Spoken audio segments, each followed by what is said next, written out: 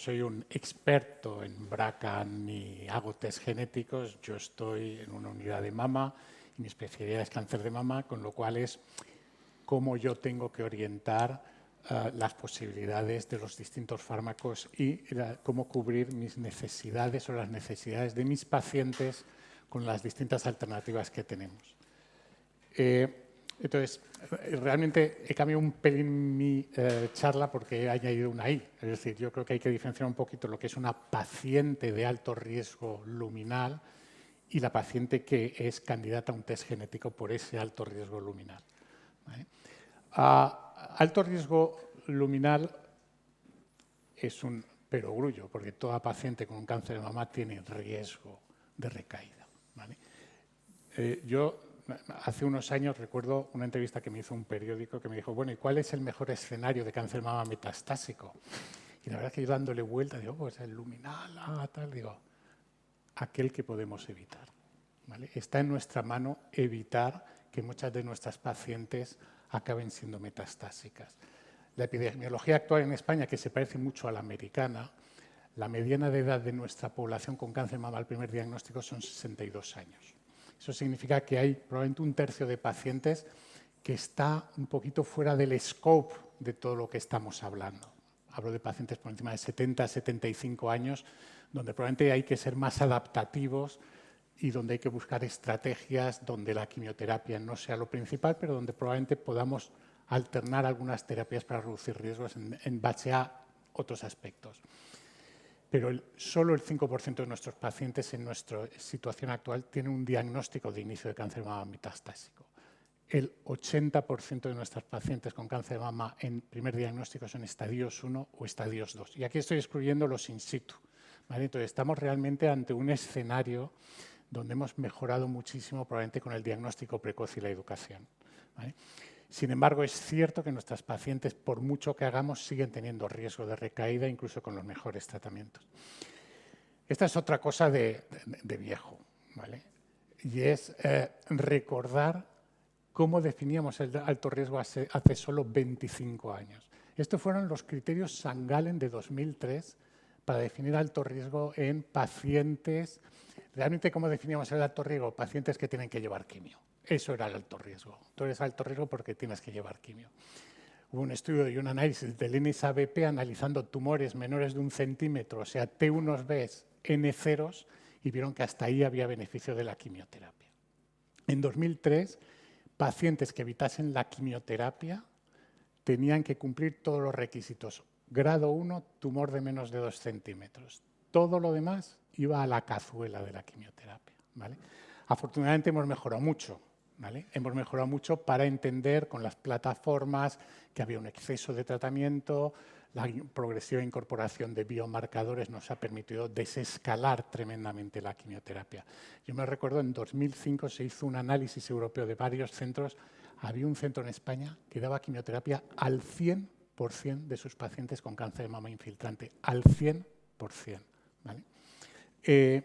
Estos son los criterios de alto riesgo, los ha presentado antes, para definir en qué escenarios no hay que dar quimio. Ya tenemos marcadores para ver qué pacientes tienen que llevar quimio con las plataformas moleculares, pero qué pacientes pueden tener beneficio de las distintas terapias dirigidas, que en este caso entramos en lo que hemos discutido antes, el escenario de los inhibidores de ciclinas y de olaparib. Y son criterios muy diferentes. Los criterios de olaparib para luminal son extraordinariamente restrictivos. Estamos hablando de estadio 3. Esto es decir, que el paciente tiene que tener un T3 inicial o un N2 inicial. Esto es una población extraordinariamente pequeña, aparte de asumamos que es pacientes por debajo de 70 años, voy a decir. El otro factor es este CPS mayor de 3, que esto es un invento medio alemán, medio del MD Anderson, que es muy difícil de entender porque no se basa en nada prospectivo. Pero para haceros una idea, en el Olimpia, cuando testábamos pacientes o mandamos pacientes al Olimpia, a los centros que lo tenían, nos rechazaban 9 de cada 10 pacientes porque no cumplían el criterio, ¿vale? Prácticamente el criterio mandatorio es que tiene que ser un grado 3, ¿vale? Y el segundo, un estadio 3 inicial o un estadio 2B3 tras neoadyuvancia, es decir, ganglio afecto tras neoadyuvancia y grado 3 inicial para que cumpla el criterio de alto riesgo para olaparib. Es cierto que el alto riesgo está cambiando y ya no hablamos de alto riesgo solo en ganglios positivos. Esto, de nuevo, no aplica para olaparib, no aplica para los criterios Olimpia, pero hemos descubierto en el estudio Natalie que hay formas mejores de definir el alto riesgo que simplemente hablar de si un paciente tiene ganglios o no tiene ganglios. En el estudio Natalie se incluyeron también pacientes N0, pero con criterios patológicos de alto riesgo, OKI67 alto o una plataforma molecular alta o grado 3. ¿Vale? Sorprendentemente, esa población se beneficiaba más del inhibidor de ciclina que algunas otras poblaciones. Es decir, la descripción molecular es mejor que la patológica para identificar subgrupos de pacientes a riesgo y a potencial beneficio de, en este caso, ribociclib. Obviamente, ribociclib a fecha de hoy no tenemos acceso todavía, pero será una discusión interesante cuando llegue hasta qué punto esto nos va a permitir mejorar nuestro perfil de identificar pacientes de alto riesgo. Y hay algunos análisis que ya indican eso, que tú seleccionas pacientes ganglios negativos, pero con criterios patológicos de agresividad y su pronóstico se equipara al de los ganglios positivos. ¿Vale? A 3 a 5 años, esto es el Flatiron, es un análisis con casi 8.000 pacientes, seguimiento 15 años, que identifica que esas pacientes N0, pero criterios patológicos de alto riesgo, tienen un pronóstico totalmente diferente a los N0 de bajo riesgo y muy, muy similar a los ganglios, a los pacientes con N1. ¿Vale? Ha habido otro análisis muy interesante de GICAM que viene a decir lo mismo. ¿Vale? Cuando tú los ganglios negativos los separas entre ganglios negativos de bajo riesgo y ganglios negativos de bajo o ganglios negativos de alto riesgo, el pronóstico es totalmente diferente. Y de nuevo, una cifra que a mí me gusta mucho, esas pacientes de alto riesgo, incluso N0, su riesgo a 5 años de recaída es del 25%. Es decir, 1 de cada 4 pacientes que aparentemente son N0, que no van a que aparentemente tú les dices que qué buen pronóstico, aunque igual tienen que llevar un poquito de quimio, realmente tienen un riesgo alto de recaída. Y probablemente tendremos en el futuro que cambiar este concepto de ganglios positivos como marcador fundamental del alto riesgo. Vamos a alto riesgo por Olimpia y vamos a buscar qué significa eso en cortes de vida real, esa hiperselección de pacientes. Esto es un estudio hecho en Francia, en una región de Francia, en la Côte d'Or, y analizando durante 10 años todas sus pacientes con enfermedad luminal, ¿vale? Y entre aquellas que cumplían los criterios de Olimpia. ¿Vale? Las pacientes que cumplían los criterios de Olimpia eran el 9% de todas las pacientes. ¿Vale? Incluye pacientes, obviamente. Este estudio está mejor que el siguiente que veremos, que lo ha sacado, porque aquí ya va directo a excluir pacientes que no llevan quimioterapia.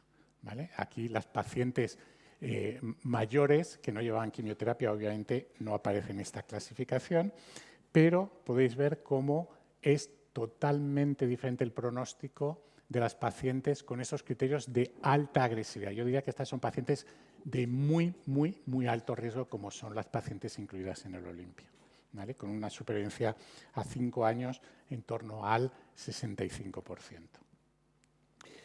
En otra serie de vida real encontramos algo parecido. Es qué pacientes BRCA mutadas serían realmente, por criterios Olimpia, subsidiarias de tratamiento. Menos del 20% de las pacientes luminales BRCA mutadas por criterios Olimpia recibirían olaparib. Lo que es muy interesante en la tabla de al lado, a ver si ahora sí que me sale esto del puntero, ¿vale? Es que cuando vamos a la población triple negativa y los criterios Olimpia separan entre las que sí que llevarían y las que no, el pronóstico es muy diferente. Fijaros como las que no llevarían olaparib porque eran bajo riesgo, el número de eventos es bajísimo y el 98% de supervivencia a 3 años. Pero en las luminales falla bastante, ¿vale? Las BRCA luminales sin criterios o la Olympia siguen teniendo una tasa de eventos bastante alta. Y por último, el estudio de Tauber, que nos viene a decir algo parecido. El 7% de las pacientes en su cohorte o en su serie serían pacientes candidatas a recibir, aquí era a testarse para el BRCA, ¿vale? El 7% de las pacientes luminales en su serie, de nuevo, de 10 años, que es bastante coincidente con la serie francesa, que es un 9%, serían candidatas a testar y posteriormente si son positivas a BRCA, ¿vale? Paso a la segunda parte, que es adelantarme un poco a lo que luego hablarán en la siguiente mesa de cómo estamos gestionando en la Comunidad Valenciana el testing BRCA, no solo pensando en el diagnóstico BRCA familiar, sino también como biomarcador para seleccionar pacientes para olaparib. Esto lo explicarán muy bien luego Carlos y Sergio, y cómo en la Comunidad Valenciana desde hace 15 años estamos trabajando en grupos de trabajo, que el primero se llamaban MAISES, luego se llamaban SAOS, para coordinar lo que eran fármacos de alto impacto y la accesibilidad para que no haya diferencias en función, yo siempre digo, del músculo de jefe de servicio de oncología del hospital, sino que un paciente que cumpla criterios, que sea en el hospital de Elda o sea en el Hospital Clínico de Valencia, tenga las mismas posibilidades de alcanzar una terapia dirigida porque tiene un acceso garantizado en función de la definición. Esto evolucionó y, como bien sabéis, desde hace 2 años con el trabajo de los grupos para biomarcadores y la puesta en marcha de esta selección, en la Comunidad Valenciana se creó un grupo de trabajo que tenemos aquí los líderes, y una de las cosas que se ha trabajado es precisamente en actualizar lo que son las recomendaciones para testar. No entraré en las recomendaciones del test en búsqueda de cáncer familiar, que realmente son las guías SEOM trasladadas a la Comunidad Valenciana. Iré directamente a los criterios para pacientes que no cumplirían los criterios clásicos, pero que tienen criterios por Olympiad para recibir olaparib. Y estos criterios son en pacientes triple negativas si es mayor de 60 años y va a recibir quimioterapia neoadyuvante o adyuvante y cumpliría el criterio del Olympiad, que tuviese un tumor de más de 2 centímetros, más de T2 o N1. Y el segundo es en enfermedad luminal, ¿vale? Y contemplamos en enfermedad luminal toda aquella paciente, obviamente hay que pensar que son pacientes que tienen que llevar también quimioterapia. Esto no puede sustituir a la quimioterapia. Esto es un añadido en pacientes que estamos optimizando o maximizando tratamientos. Toda paciente que sea N2 o toda paciente con un GPS 3, que lo hemos tratado de resumir, que sean pacientes que tras neoadyuvancia tengan afectación axilar y además algunos de los criterios de alto riesgo, ¿vale? Con esto yo voy a acabar. Simplemente haciendo números y asumiendo que la Comunidad Valenciana tenemos una población de 5,5 millones de habitantes, lo cual significa que nuestro diagnóstico de cáncer de mama anual en la Comunidad Valenciana está en torno a los 3.700 pacientes con cáncer de mama.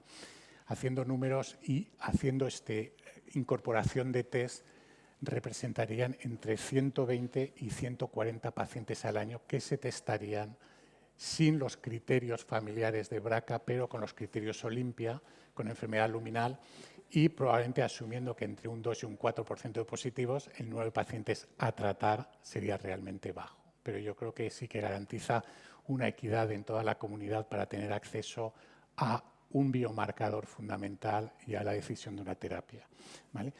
Es cierto, y yo creo que probablemente en el futuro, con estas nuevas definiciones de que hay pacientes, particularmente pacientes jóvenes, que no son ganglio positivo, pero que tienen tumores muy agresivos, que podamos pensar en el futuro que también pueden entrar en un circuito parecido, aunque tendremos que hablar largamente de eso.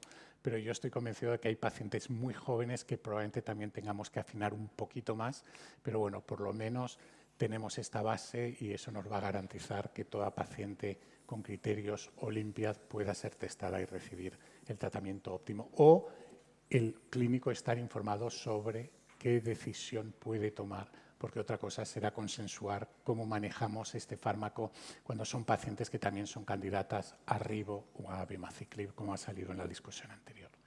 Y con esto yo acabo y muchísimas gracias.